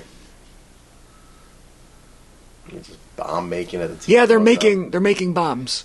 Lovely couples activities such as Right. bomb making, plastiques. The FBI has entered the chat. Gentlemen, what do we have here? A Terminator review or an instructional video? Wait. I like how they keep the scars all over his arms Yeah. and everything. It's really It's nice. good. It's good. They've been there since the very beginning. Smart. Love it. Continuity is a lost art. Yes. Oh, God. And who knows what those things actually are, but in my mind, they've shown us enough to make me believe that they're bombs. I'm guessing pipe bombs, I guess. Like, well, I'm just saying, like, as far as a production value, like, if we were assigned to make those on the movie set. Yeah, oh, yeah. Like, whatever it is, old flashlights or whatever, they've done a good job to make me now go, as an audience member, oh, that's not an old flashlight with tape on it. That's a bomb. That's clearly a bomb. Like, they've done their job, and how simple is that? And I love stuff like that. That the magic of movies, and they just take ordinary little objects and make me believe it's something completely different. Brilliant. God damn it. Movies are the best invention of all time. The volume on her hair, that... Well, yeah, I mean, she must have some Suave or... Yeah. VO5. Right, I'm not sure what was available at the Tiki. There might have been a vending machine with, I don't know. Well, travel. Right, the travel sizes, right. The women, oh, here we go. Now she wants to know about what are the women he's been protecting. Do they look like me? Do they have this good hair? Good fight. Are they prettier than I am? Yeah. Right. Yeah, she went 0 to 100 pretty quick with this one. Well, he did save her life, and girls really get attached to that dick when there's some sort of heroism involved. Now just say my life. They've been through such a heightened situation. Right. It's all adrenaline. Right. It's all just like everything. It's all it's a shared experience bonding. Right. Yeah.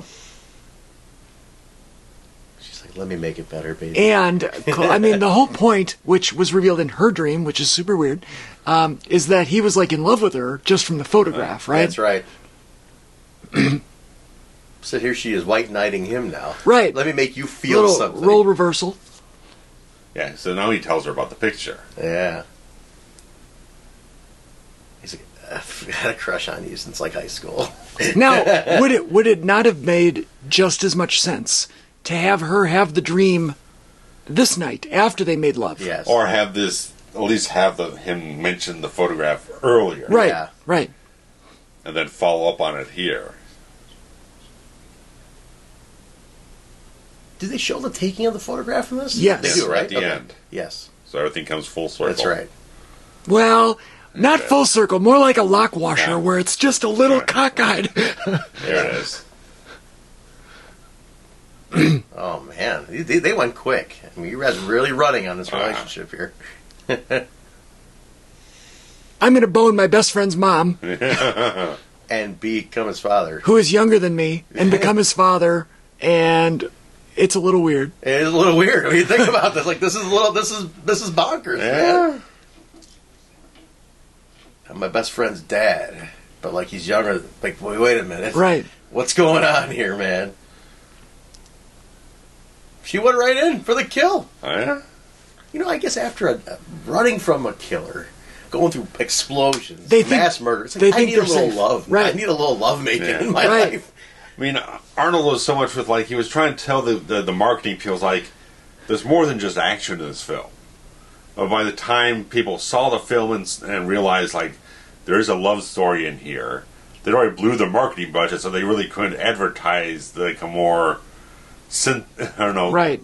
sensual parts or something like that. A little bit more of the heart to the film, to, like, the ladies in the audience or something like that. But Well, you get your setup. I mean, you get the truth of John, right? And all this. I mean, that's where you really get the tie-in with all of it. Oh, yeah, I forgot she did some nudity. A little bit, I yeah. forgot about that, yeah. So we've got Linda Hamilton naked. We've got Schwarzenegger naked. That's right. Both sides. For And sure. right. And we have both sides. Biehn ass. There's A lot of nudity. It's like an NYPD Blue episode. Yeah.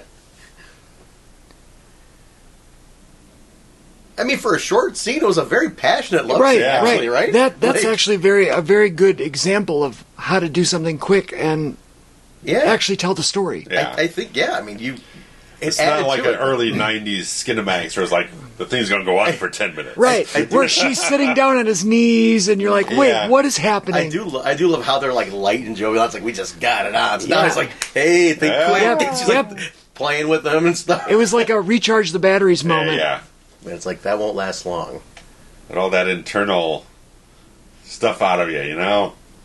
All that angst. Yeah. That sexual angst.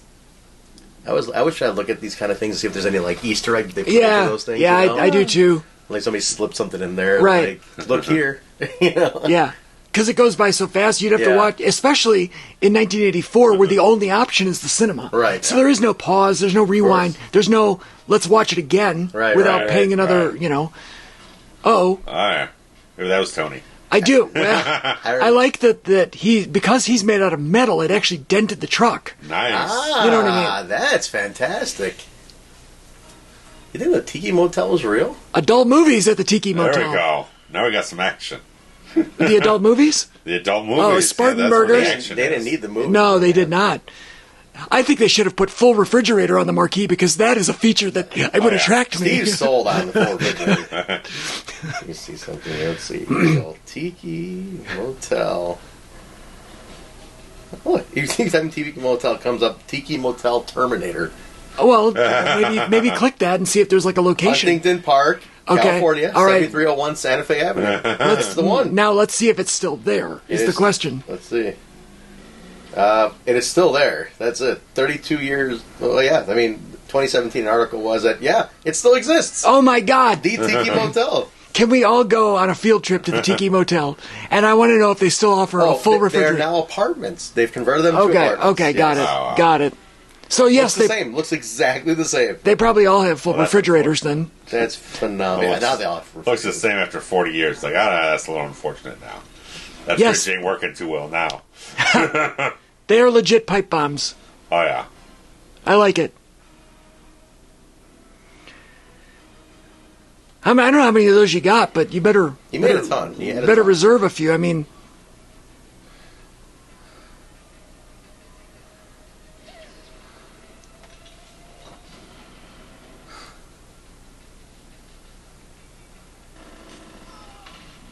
Yeah. ow.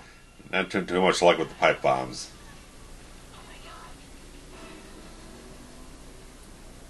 Why are there little messages on the What? the dots on the truck? I don't know. Like, What is Super off-road and yeah, stuff it's like that. it's like a marketing thing, and I don't get it. peculiar, It's, yeah. it's weird. I don't like it. Yeah, some kind of branding. Ooh, it's a hell of a wipeout. Yeah. Uh-oh. Oh, Ah, Now, compared to the T2 stuff, I get it. That's not very great. But in the context is king, 1984, that was a hell of a shoot right there. yeah. a great shoot. Especially when the car was tipping over, you saw the body moving in there too. She was. Yeah. They had probably had a dummy Dummies, or whatnot yeah. of the Terminator just sliding across the gravel and road and everything, and pavement there. Oh, There we go. Oh, Maybe man. that was Tony. That, I don't know. He's a brave man. Oh, shit. Yeah, Yeah. just getting dragged. That's wicked though. But meanwhile, Oh, Lord Almighty, that's wicked. Mother. You stay here. I think I hit a raccoon. what a Oh, great it's a fucking cyborg. what a great trucker look. Oh, yeah. Yeah. Perfect. I love this long shot. I That- love the long shot. It's almost like It's creepy that Yeah, way. yeah. There's little Horace Pinker.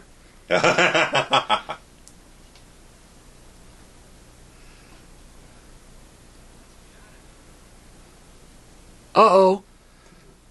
We gotta get out here. Yep. Get out. Okay. You don't have to ask me twice. I believe it was there's a get out by Patrick in Yeah, T2. yeah. Yeah. There's the same The thing chopper. in the get love the little callbacks. Big fan. The makeup, granted the skin part looks kind of bad, but Yeah. the metal underneath Yeah, yeah. part It is looks just Yeah. fucking awesome. I mean, he looks Yeah. like a lunatic here, though, man. Like, this looks freaking nuts. Can you imagine him being like, okay, shooting is done for the day, and he goes to like catering or something? yeah. That's what he walks in How are looking you, like John? that. Hey, meatloaf again? Your fucking eyes hanging out. I'm just picturing Arnold's like, I'm just gonna run over to the convenience store over here. Just walks in, Right. with their fucking makeup on and shit like that. You're fucking crazy. I once had a similar story. Could walk into a convenience store in full gimmick where Ah. the sinister minister, Father James Mitchell Oh, yeah. from ECW and TNA fame, was once walking down the street from me one time in full character by the ECW arena, walking in full character, just comes up to me and says, "Do you know where I can get some cigarettes?" And I said, "There's a gas station right down here." And he's like, "I'm guessing I have to go down." He's like, "How far?" I'm like, "About 2 blocks." He goes, "Well, I guess I'm going to have to walk that in these shoes." Like, he had the full shoes on, and I can only imagine him walking in with that full gimmick. Look at this effect right now when this truck blows. Oh, yeah. Look at this.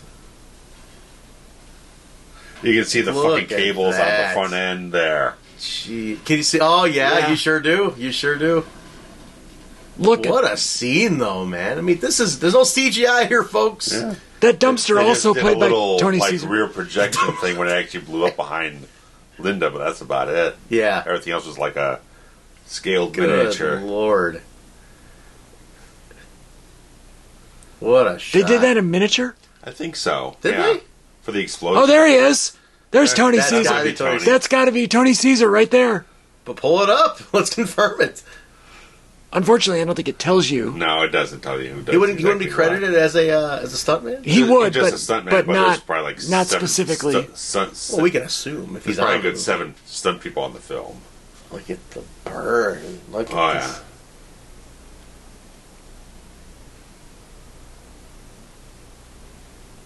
Wow. There's great music. I love on the this, back and too. forth. Watch him burn. Yeah. Back to her. And then this head tilt is freaking awesome. Uh-huh. Because like that final look he gives her, it's almost like I don't forget. Right. You know, I'll see you again. That was, to me, is one of the most brilliant small details of the movie is the head tilt towards her.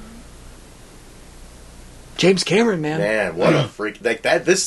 Watching it in this detail with you guys really made me appreciate it even more. Because I never gave T1 this kind of detail before. Like, I never gave it this much. You know, I always watched it casually. This really makes you take it in when you kind of pick it apart. Yeah, And I mean, and fantastic. that's kind of our shtick here, right? Right, You know, we obviously we try to be entertaining, but we've tried to base things around structure, and logic, film, and logic, filmmaking and screenwriting. The art of filmmaking, you know, that's it. From kind of the fan Son perspective, of a bitch. and like Lazarus, Like, this is a great. the phoenix rising from the ashes here. I mean, look at this. I mean, Holy again, shit! For 84, this is insanity. Oh, Stan Winston. Top the game, man. Even the stop motion stuff just still has that kind of like old horror movie, Yeah. creepy aspect to it. And this actually looks better than the stuff that they did in Nightmare Elm Street 3, yeah. So you see her kind of getting a little hardened and a little tougher as this goes on. She's taking the initiative, initiative on she's it becoming. all. She's leading the way. Yeah. But the rise of the machine right there was phenomenal. No pun intended. Yeah. No pun fully intended. With that one. but I mean it. The consistency of the limp that he had. Yeah. How about that, huh? Yeah. Well, That's I'd never even picked that up. Right. So This shot's pretty rough. yeah, this is a rough shot. well, yeah, but you can see the blue screen bleed and everything. yeah, but And whatever. I'm shocked that they couldn't clean that up at all. Even No. even now with the remastered, like you would think that would be one that one grates on. You're like, God damn it, that one scene with the door closing. Now, Nick, you've done a fantastic job talking about the Terminator 2 like video release changes. Yeah, for both films, yeah. And you did one for this one as well? Yeah. Okay. I don't remember it, so That's the one that came out a few months ago. my apologies. I remember the T2 one more than I remember this one. I was going to say maybe there's something there that, like in some releases, it looked better than in this one. No, they didn't touch any of the effects shots. Just mainly like color grading, and some other little aspect, the soundtrack stuff here and there. Well, anyway, both videos available in the channel archives, so check them out. They're actually really, really cool. Very well done. Dying a slow death over here, while she's dragging him along. Is this actually an animatronic or? Yeah, well, that is. Well, that's the stop motion. Yeah. Right. This is stop motion, but they the actually. other one though. When this is it. When we're seeing above the shoulders, whatnot. someone just wearing a rig of it Okay. on top of them, and they're just filming it from that level. Oh, Got really? it, yeah. What's going on? Okay. That's why it kind of looks a little bit more hunched over in a certain way. Ah. The shots of the face and the eyes are great. Oh, yeah. Now, something moving the head? Did they have something like something? Well, that's probably the animatronic stuff. Got it. Right, but Hydraulics. it's basically a torso up. Yeah. That's You can only resting. Someone just And holding it with a rig on It's their always shoulders. shot from the yeah. low, Yeah. from the low angle. Gigantic, too. Yeah. Great stuff. Kind of get the factory scene again towards the end here, like you did in the first one with the metal factory where that was in T2. Yeah, the Steelworks. Steelworks, yeah. This is more of like a robotics factory or something. I don't know what the hell they're making here. Well, it's an interesting thing that there's deleted scenes on this, where at the end of after the climax, you find out that this is actually the Cyberdyne building, which is all the same people that actually end up creating Skynet and all this other Really? stuff. So why would you leave that out? That's a great Cameron detail. thought it was badly acted. Are you kidding? The actors in the scene just weren't very good. That would have been an amazing thing to keep in. I mean, did they add it into a? It's on the lead scenes portion of the disc. Yeah. I would toss it into the whole thing. That's a great thing to tie in. Again, it was just the fact that he didn't think the actors did a good job in the scene. He wanted to cut it because of that. And also, I think he probably felt like the film works perfectly as sort of a self-contained thing. He didn't feel like he needed to add that in there to complete this story. I guess if he knew he was doing T2, Right. I'd assume he would have kept it. Right. And But that's where all the stuff as a standalone, it means nothing. That's yeah. where they film a lot of stuff with Right. Dyson in the second film. Right. So it works fine. Right, because as a standalone, you don't even need that detail. Right. But if you definitely knew there was a part 2 coming up, Yeah, you'd I feel would that absolutely better. keep that scene in for sure. Miles Yeah. Dyson, that poor bastard. Yeah. Great music, man. This whole film whole soundtrack. Who did the soundtrack? Brad Fiedel. He mainly worked with just. He did a few other films here and there, but he mainly worked with Cameron. There it is. Talk about a movie prop that you'd want to have in your house, No right? shit. Like if somebody somewhere at the end of the shoot went, "Oh, this is trash," and just Yoink. threw it away. I'm sure.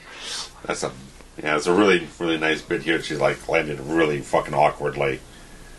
Imagine how many amazing movie props were just thrown away. Ow. Yeah, absolutely. Ow, that fell. Yeah. Between being cut on the leg and having it land in that weird position. It's how many movie props are Ouch. just like, all right, garbage, cleanup crew. God. Ah.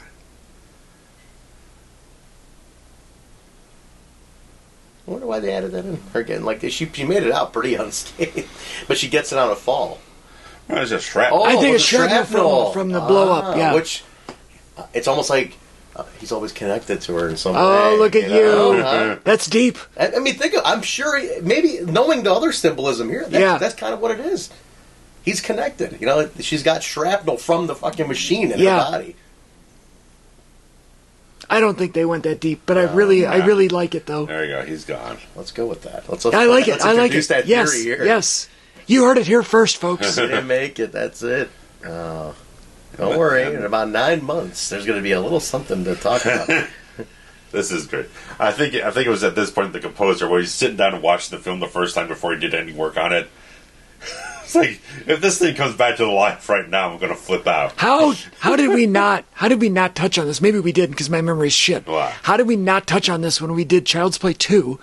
Because the entire ending scene of Child's Play 2 takes place in the factory, and Chucky is blown in half and then still right. crawls after her. 100%. It is 100% a Terminator ripoff. Child's Play 2 is what, 90 or 92? 90, 90, right? 90 Yeah. even. 31 years ago as we sit here. What a Chicago-based movie. Child's Play 1, right? Both of them, yeah. Yeah, the building of Child's Play 1 is it's on Diversey and just east of Clark and Diversey. Yeah. Is it really? Yeah, the building. Like the apartment building. where they lived. Yeah, it still looks pretty much the same. Does it? Yeah. Yeah. I recently discovered that the Perfect Strangers apartment is on Clark and just a little bit south of Fullerton. Okay. Where they lived. I didn't know that Clark was a and- Chicago visual. After season 1, the one that when they are actually filming in Chicago, and so That's season 1. They use L.A. as a backdrop, which is weird. Yeah, that's bad. But yeah, Clark and Fullerton. Right, because he was from Appleton, Wisconsin, so it makes sense. Man, this is going on and on. But man, I mean, just the horror aspect of this film is that shot. so. Oh, it's so good. I found a lot of people kind of pick up more about the entire horror aspects of this film over the last several years. Yep. But for the longest time, it's like it never really got much attention. It's like it has. Well, yeah, because it looks more of it as an action film, but it's like it's very much structured like a horror movie. You think about the main key scenes, Right. and it's the guns and the guns and the cop scenes sequences. And you kind of see that hard in Sarah Connor, now like that hydraulic press, her eyes are just looking at him like you motherfucker. I always remember the TV version where they cut off her fucker line right at the end. It was very abrupt. Very abrupt. It's interesting that what they did with Sarah Connor in Terminator 2 is everything they didn't do with Laurie Strode in the newer Halloween films. Like I said before, this film takes her on the arc where like you can see that where she progresses from the end of this film, where she's changed completely from the beginning of this film. 100%. Right. She's become a hardened and very aggressive and assertive and very much someone who has a foreboding sense about her. You can see where the next step leads her when we join her in Terminator 2. With the Laurie Strode stuff, there's none of that. Where they try to take it later on in some reboot sequel, the original film they're taking off of doesn't bring the character to that point. Correct. Mm-hmm. It's 40 years of you're filling the gap. Right. And we get to tell you what happened. Yeah.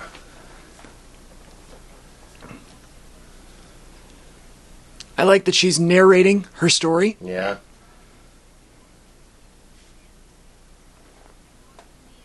There he is. Little Johnny in the village with a gun. Look at that symbolism. Yeah. Big old gun.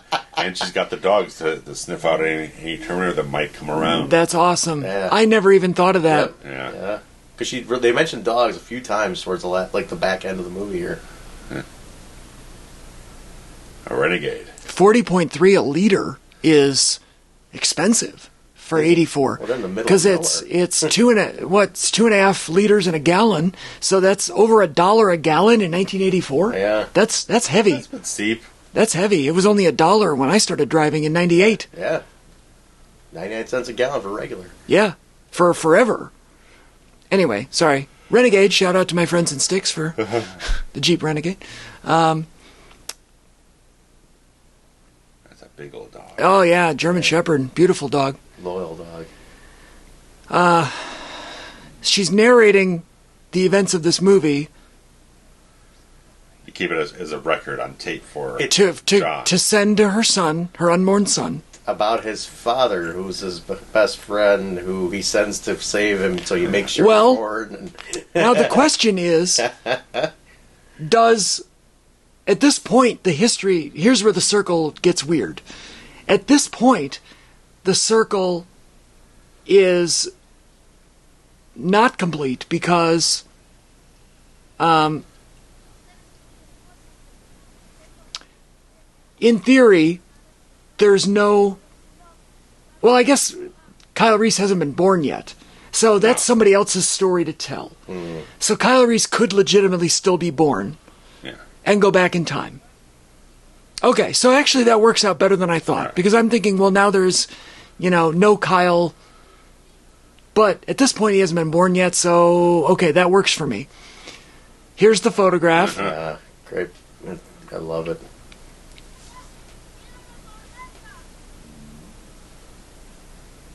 Does this tie into when she comes back in T2 when she's got the No, it's different. Entirely different. That war chest of machine. No, it's entirely different characters. I was saying, I know, yeah. Maybe is the kid the guy? No. That'd be awesome. But no. Hey, remember me? I took that picture of you. Here's a bunch of weaponry. Whoa, that looks terrible. Yeah, apparently this is another part where they didn't have a permit because obviously you can see the matte line here or something like that. But the actual live action stuff, they didn't have a permit, and a cop showed up right before they were starting to film, and I guess is like a producer or the DP or something like that. It's like, oh, we're just doing this for my kid's student film project, and they Right. See how you have to kind of massage the cop and whatnot to allow them to do the shoot for the scene there. even these big movies have to rogue shoot some shit. You know what I mean? Like, that's crazy to think. Unbelievable. Great film. Really cool to relive. I mean, I have not watched this in over a decade, so this was nice to pick it apart. I really enjoyed that a lot. And I guess the timeline thing does kind of work out, at least enough to, satiate the real critics like me.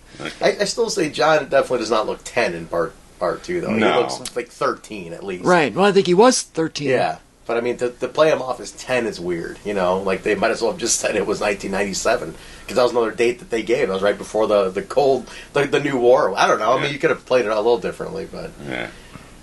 Timelines are timelines, I guess. Well, when we get around to that, we'll get into it more. Yeah. I imagine as the filmmaker, that stuff has to eat at you. Like, and when you're trying to do it, you're like, well, fuck, do we get around this? That's like, and then eventually you just kind of give up. You're like, fuck it. Yeah. Like, it is what it is, Like, we're going to play it off like he's 10. Suspend disbelief. He's 10 years old. Yeah.